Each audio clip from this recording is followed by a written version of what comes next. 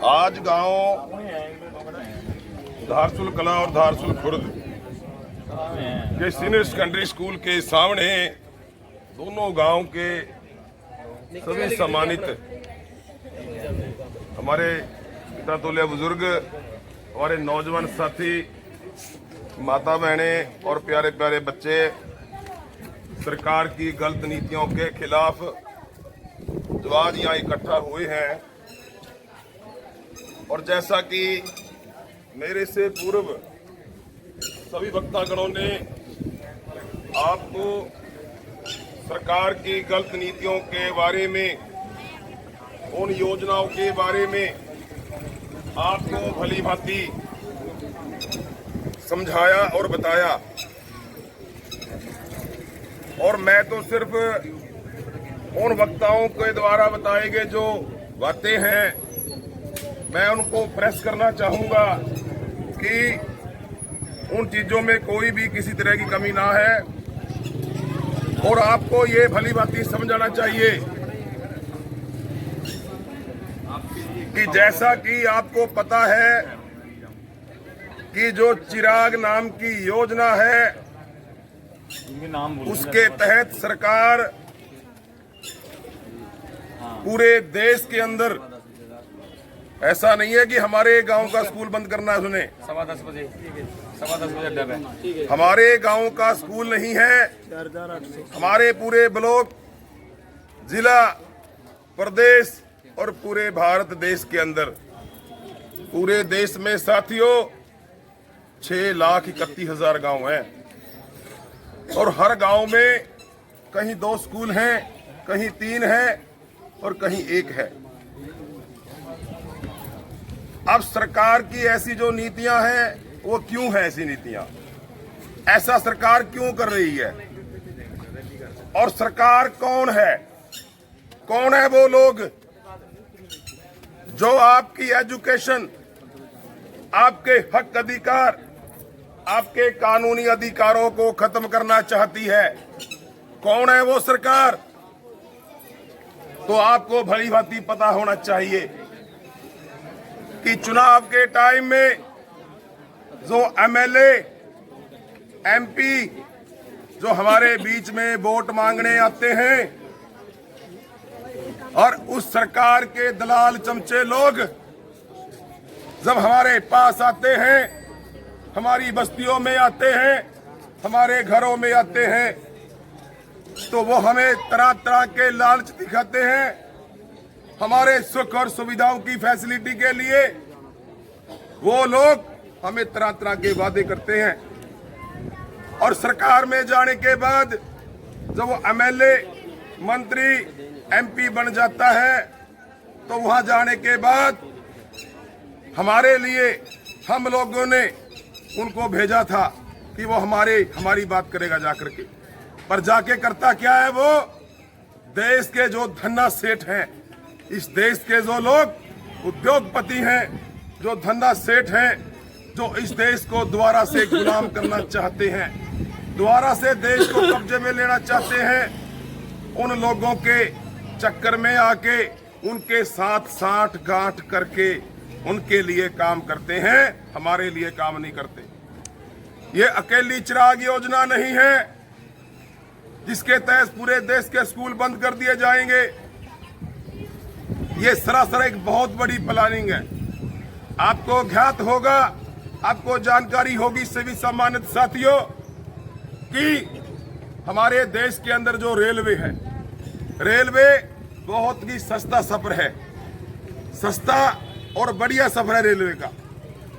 पर सरकार ने देखा कि करोड़ों की संख्या में लोग इसका उपयोग करते हैं। रेलवे की हमारे पूरे देश में 7,000 ट्रेनें चलती थी। 7,000 ट्रेनों में से इन्होंने 4,500 ट्रेनें बंद कर दी हैं। और जितनी भी ट्रेनें शुरू कर रखी हैं उनका जो किराया है, रेंट है, वो इतना कर दिया कि हम दे नहीं पा रहे हैं। वो सारी की सारी जो रेलवे जो लाइनें हैं वो सरकार ने बेच दी। अडानी को, अंबानी को, जो इस देश के बड़े बड़े धन्ना सेठ पूंजीपति हैं, उनको सारी ट्रेनें बेच दी। हवाई जहाज बेच दिए, हवाई जो हमारे जो एयरपोर्ट है वो बेच दिए, बंदरगाहें बेच दी।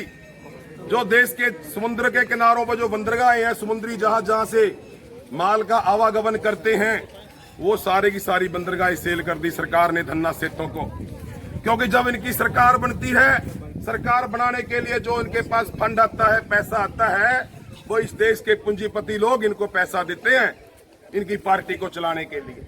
जो इनके गाड़ी घोड़े चलते हैं उनसे पैसा ले लेते हैं, सरकार बना लेते हैं, और बाद में सरकार बनाने के बाद वो उनको फिर उनका बेनिफिट देते हैं। और जिन लोगों ने वो एमएलए एमपी बनाया, वो आपके हक अधिकारों का कत्ल करते हैं, उनको खत्म करते हैं पार्लियामेंट में, विधानसभा के अंदर बैठ करके।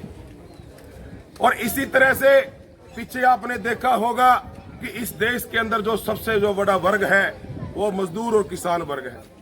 मजदूर किसान, इस देश का, भारत कृषि प्रधान देश है, इसमें मजदूर किसानों का देश है। और हमारी अर्थव्यवस्था भी हमारे जो ज्यादा चलती है वो कृषि के ऊपर टिकी हुई है।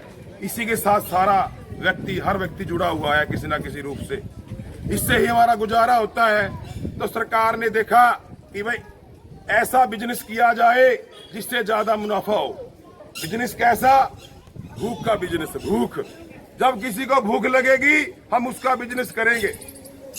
वो रोटी मांगेगा खाने को, हम उसकी कीमत लगा देंगे, इतनी मोटी कीमत लगा देंगे। तो आप देख रहे हो आज लस्सी पे, दूध पे, दही पे, रोटी पे, हर चीज पे टैक्स है।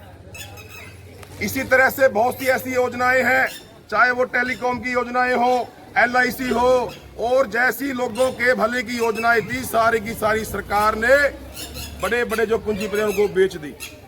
अभी जो चिराग योजना है, ये चिराग योजना भी ऐसी योजना है कि पूरे भारत के जितने भी सरकारी स्कूल हैं, उन सरकारी स्कूलों में जो बच्चे पढ़ते हैं, वो पढ़ लिखने के बाद वो शाणे हो जाते हैं, समझदार हो जाते हैं, शिक्षा सवालों को जन्म देती है। जब ये चीज सरकार देखती है तो वो देखती है कि ऐसे संस्थानों को बेच दो। अगर हमारे तीनों स्कूलों में से कोई स्कूल बंद हो जाता है या तीनों स्कूल बंद हो जाते हैं, सरकार ने प्रबंध कर रखा है, पहले एक कर दो, फिर दूसरा कर दो, फिर तीसरा कर दो, आस्ता आस्ता बंद करके स्कूल बंद हो जाएंगे। पीछे आई थी कि अगर कोई बच्चा सरकारी स्कूल में पढ़ेगा तो उसको तो हम 500 रुपये देंगे, अगर वो प्राइवेट में पढ़ेगा, जो सरकारी स्कूल में पढ़ेगा उससे हम 500 रुपये लेंगे, और जो प्राइवेट स्कूल में जाएगा उसको हम 1100 रुपये देंगे। अब तो जिसको 1100 मिलेगा वो प्राइवेट में भेजेगा, तो सरकारी स्कूलों से जो बच्चे हैं वो सारे के सारे खाली हो जाएंगे। और ये स्कूल खाली होने के बाद ये सरकार क्या करेगी? इन सारे के सारे स्कूलों की बोली लगा देगी, और इस देश के बड़े बड़े पूंजीपति, अडानी अंबानी जैसे लोग इन स्कूलों को खरीद लेंगे और इन पे बड़े बड़े बोर्ड लगा देंगे बड़े बड़े कंपनियों के, और फिर यही स्कूल प्राइवेट स्कूल बन जाएंगे। आज हम सरकारी पैसे में यहाँ पढ़ते हैं, फैसिलिटी मिलती है, आने वाले टाइम में ये प्राइवेट स्कूल बन जाएंगे और यहाँ पर आपसे बहुत मोटा पैसा वसूल किया जाएगा। इतना पैसा मांगेंगे। आज भी प्राइवेट स्कूलों में जाके देखो, एक बच्चे का 1 साल का कम से कम खर्चा 1 लाख तो है ही है, 1 लाख, 1.5 लाख, 2 लाख खर्चा है। और आगे आगे जाके ये यहाँ पर 1-1 लाख रुपया आप दे नहीं पाओगे, और इस करके घर में बच्चे अनपढ़ रह जाएंगे। जब ये देश अनपढ़ हो जाएगा, जैसे हमारे आजादी से पहले देश का माहौल था, वैसा ही माहौल बन जाएगा। हमारे आजादी से पहले 1947 से पहले हमारे पूरे इलाके के अंदर एक ही स्कूल होता था, वो स्कूल था जमालपुर में। आपको पता होगा, पुराने लोग बैठे हैं, जमालपुर में स्कूल था, और स्कूल के अंदर वहां सारे लोग जाते थे। आस्ता आस्ता तरक्की आई, स्कूल गांव गांव आए। अब ये सरकार, जिस सरकार हमने बनाई है, ये सरकार वही चीज कर रही है, उल्टा उधर जा रही है। स्कूलों को बंद कर करके ये सारा प्राइवेट कंपनियों को बेच देंगे और हमारी शिक्षा का सत्यानाश कर देंगे। आने वाली जो नई शिक्षा नीति है, अगर आप उसमें वकील का कोर्स अगर आप वकील का कोर्स करते हैं, अभी सरकारी कॉलेज यूनिवर्सिटी में आप जाओगे, ये स्कूलों का नंबर है, आगे सरकारी कॉलेजों का नंबर है, फिर यूनिवर्सिटियों का नंबर है। अब भी कुरुक्षेत्र यूनिवर्सिटी के पीछे से रिपोर्ट आई थी कि कुरुक्षेत्र यूनिवर्सिटी को UGC ने 800 करोड़ रुपए जो उसका अनुदान होता है वो बंद कर दिया था। उसके लिए बहुत बड़ा आंदोलन किया, हम भी गए यूनिवर्सिटी में वहां पर, तब जाकर ये दोबारा से लागू हुआ। ये कॉलेजों को, यूनिवर्सिटियों को बंद कर देंगे। हमारे समाज में जो डॉक्टर हैं, वकील हैं, जितने भी सरकारी कर्मचारी, अफसर, अधिकारी हैं, वो बनना बंद हो जाएंगे और सरकार गूंगे बहरे लोगों पे राज करेगी। उनका ये काम है, उनका करने का। हमें जागरूक होना होगा साथियों। आज जो भी सम्मानित साथी इस आंदोलन में भाग ले रहे हैं, मैं बड़ा तहे दिल से उनका धन्यवाद करता हूँ। और बड़े दुख की बात है कि गुरुघर में लॉन्चमेंट हो रही है और भी लॉन्चमेंट हो रही है। बहुत लोगों ने पर्सनली भी कहा है, तो बहुत कम संख्या में लोग आए हैं।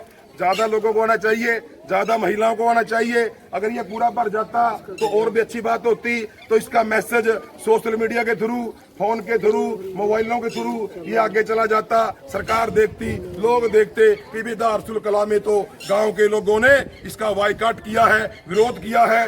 भारी संख्या में लोग वहां बैठे हैं, तो किसी ना किसी तरीके से सोचना पड़ेगा, विचार करना पड़ेगा, तो हमारे स्कूल बच जाते। हमारी लड़ाई हमारे गांव के अकेले नहीं है, हमारी लड़ाई हमारे पूरे देश की है। पूरे देश के, प्रदेश के, हल्के के, शहर के स्कूल बचने चाहिए ताकि शिक्षा बची जा सके। आने वाले टाइम में अगर आपको लगता है नई शिक्षा नीति लागू हो गई, अगर आपका बेटा डॉक्टर बनना चाहता है तो 1.25 करोड़ फीस है।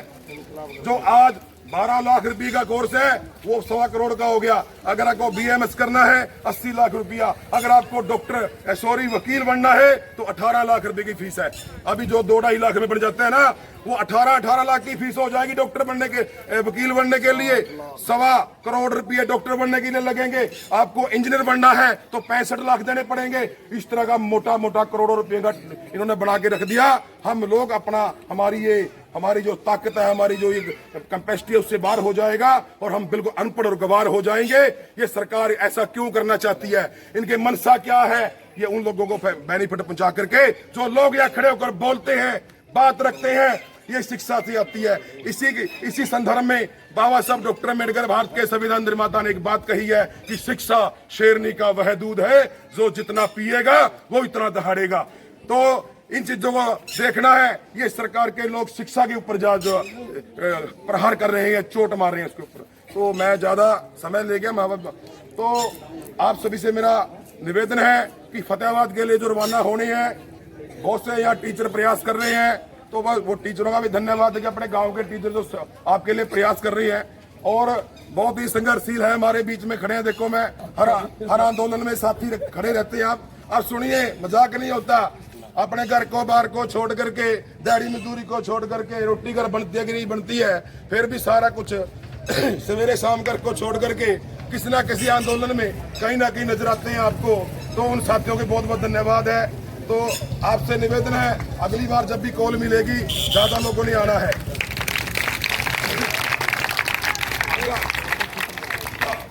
आगे जब कॉल मिलेगी दोबारा आना है। और इन्हीं शब्दों के साथ में आप सभी का बहुत बहुत धन्यवाद।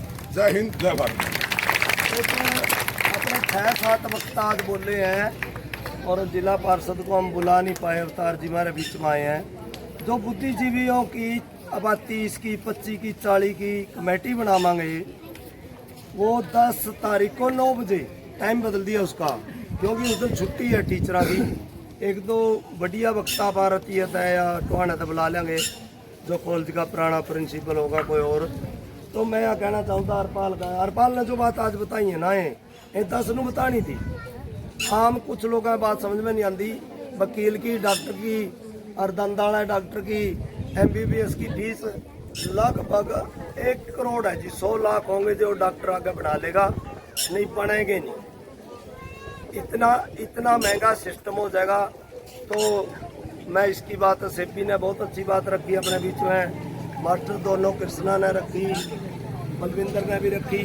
एक छोटा सा अपना राउंड लगाना यहाँ से इस्तिहाई का आगे को बैनर लेके, हमारी छोटी छोटी कन्याएं होंगी, पीछे हम होंगे।